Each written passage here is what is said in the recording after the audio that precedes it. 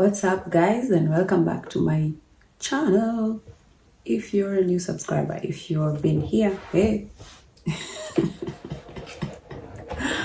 thank you for coming back again and again and again. You actually motivate me every time, and yeah, this is why I continue looking for this information to share here. Always share the video to those people who you think might be useful to. Yeah. So sit back, relax, and enjoy. For today's video, we are talking about motivational letter. This is the letter that is sent to the embassy for the purposes of visa approval. Some countries will require it, some countries not really.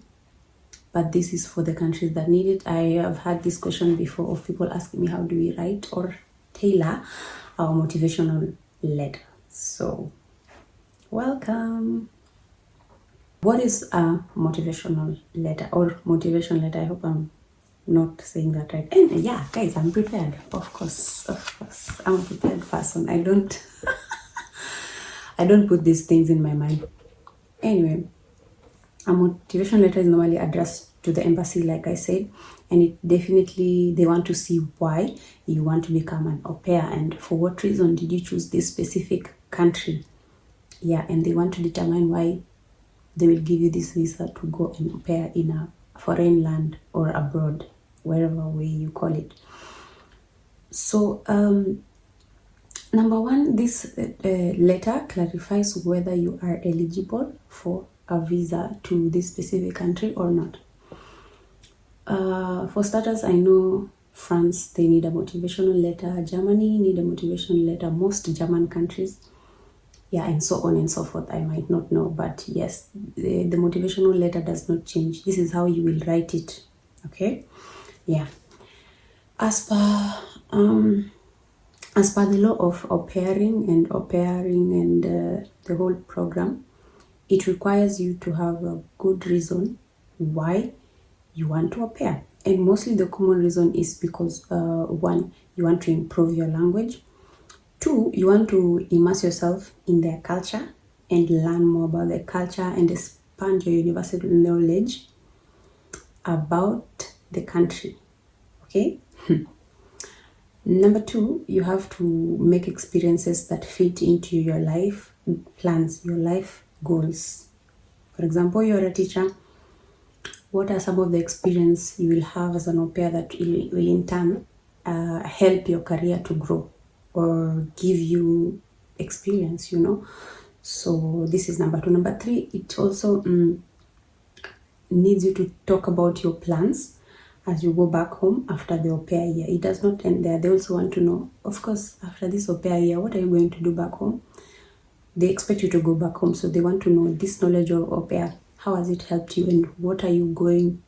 How is this beneficial to your career back home, and how are you going to use this information to your advantage? Advantage. So how are you gonna put this experience to good use back home? You have to know all these answers. This is why you have to write it personally from your perspective. Don't let anybody write it for you, because you know your goals, your future plans. Okay? So number four, address this particular letter to the embassy. Yeah? Consulate or any embassy that you know, and put in the title or in the introduction a little bit about yourself. Introduce yourself. What is your name? What is your age? Where do you come from? No, don't talk about hobbies. Yeah, talk about your job experience. What have you been doing? If you're fresh from high school, you can also mention that you're fresh from high school and you've been home for this couple of months and this is what you've been doing. Or you've been volunteering in a shelter, you have worked with this and this. This is what you can mention about you.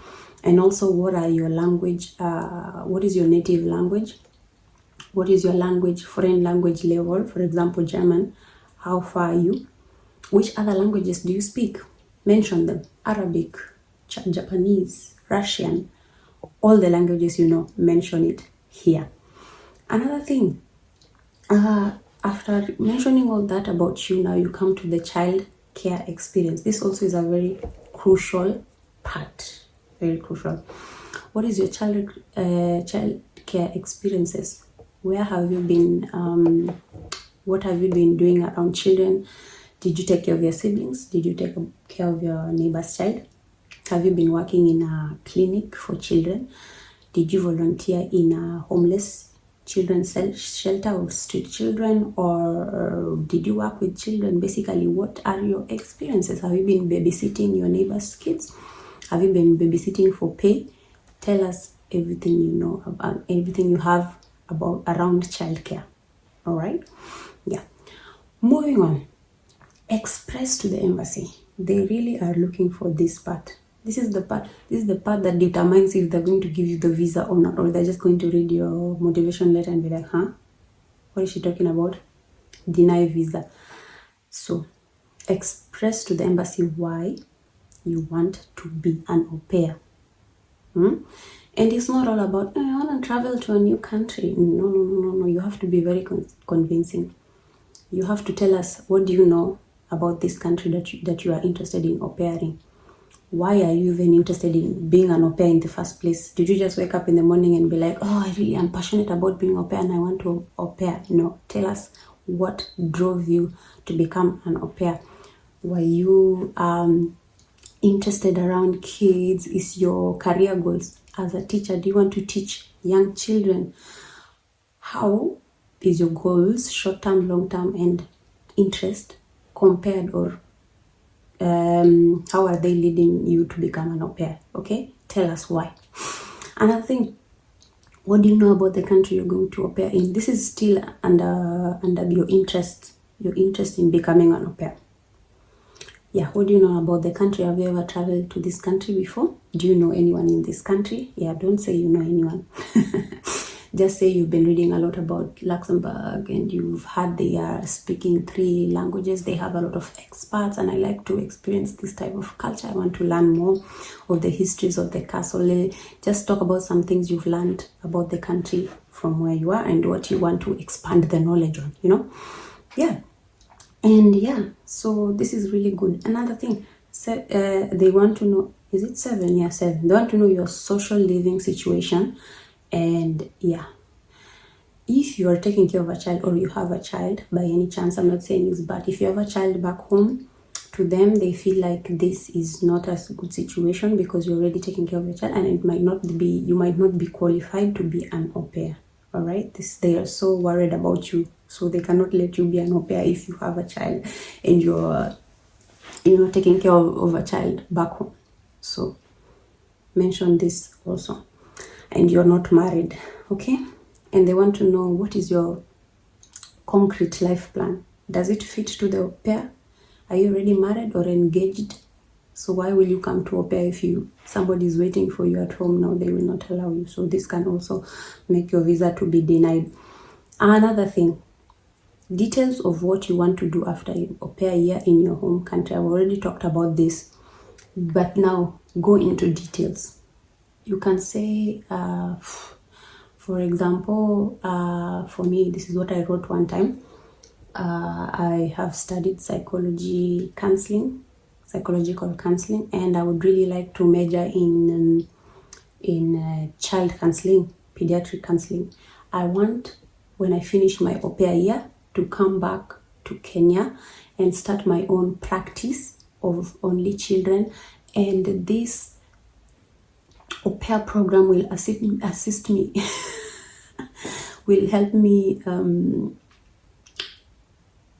gain this experience to be working around kids, because I want to tailor my practice to be my own child, to be my own development. This is why I want to work with children directly and not hire people. This is why I want to know how best can I make my practice the best in my home country, since this is a gap in our country because we don't have child care counseling and things like this, or people who are specifically dealing with children. Done. For teachers, you can say I have been teaching slightly older kids, and this time round I want to focus on teaching the younger children, and I want to be around them and put myself in their level. This is why I'm taking this au pair year, to be around children and basically get knowledge on how children like to be approached and taught. Yeah, kitu kama hiyo, I don't know. Be creative. If you want, you can ask ChatGPT, but just get the idea from ChatGPT, but don't use the whole thing the way they have put. Just be like, it will give you points, and then you now take it and put it according to you. Okay? Yeah. Sometimes this consulate or embassy clericals, they are not stupid. They will read your motivational letter and be like, what? This is not, it does not look, it's not giving life. It's not lifelike. So you have to give life to your motivational letter, which drives me to now the don'ts. What do you not do? Don't do it in a motivation letter. Number 1, do not copy and paste. Do not copy paste. You just go online, download a motivational letter, and then copy paste and then put it in yours. Don't do it. Also, don't ask a friend, by the way, where's your motivational letter? Can I use it in mine? And then you pick it up, change the names, change the country, and then you're like, that translates. No, this is not good. If this clerical officer notices that there's something familiar about this motivation letter, I think I have read it before. Let me check. And then he finds your motivational letter is similar to your other friend. Deny. Or maybe they run it through a search engine. For example, in online nowadays, you can do that, just like how they do plagiarism checks. And then they find your letter has been copy pasted. Deny. Number 2, don't state the reason that you want to be an au pair to gain childcare experience. As this is not a reason, it can be one of them, but don't make it the only reason why you want to be an au pair, just to gain childcare experience. You can gain childcare experience anywhere, even back home. So this cannot be your main reason. You have to have a lot of reason that does not rotate around childcare experience. Okay. Number 3, don't mention a future in Germany, if you get what I mean. I mean, for most, not all, au pairs who are coming up from abroad, from, for example, Africa and everywhere, some of us would want to look for greener pastures and stay back so that we can better our knowledge and go to school and find, greener pastures. But this is not the case. This is not what the embassy wants to hear. So don't be like, I want to stay in Germany and apply for Ausbildung and get a BFD volunteership. Yeah, this. No, don't even try to mention this thing. Leave it. Last but not least, also do not even state that the reason why you want to be an au pair is financial reason. You want to get money. For people who know, and I've stated in my previous video, that being an au pair does not really give you a lot of money. That's why it's called pocket money. It can really just help you buy a few stuff, your body stuff, your roll-on, your what. So it is not really good money. So you cannot say, hey, I want to become an au pair so that I can get money. No, it shouldn't be the case. This is just pocket money. Germany is actually the lowest. They give 280. So what is 280? So do not mention this. Do not even cite it, And yeah, I think that's the conclusion of the video.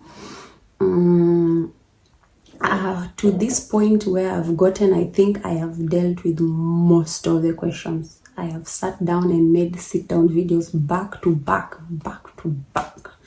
talking about questions around au pairing. We will go into another chapter of now talking about you are now an au pair. What next? So stay tuned. Give this video a thumbs up. Give it some love. Share to a friend, share to your sisters, those who are young and they're just finishing high school and they have nothing to do. This is the best time to be an au pair. And yeah, let them know that they have an opportunity to come and to learn more stuff. Okay? So good luck being an au pair. Bye.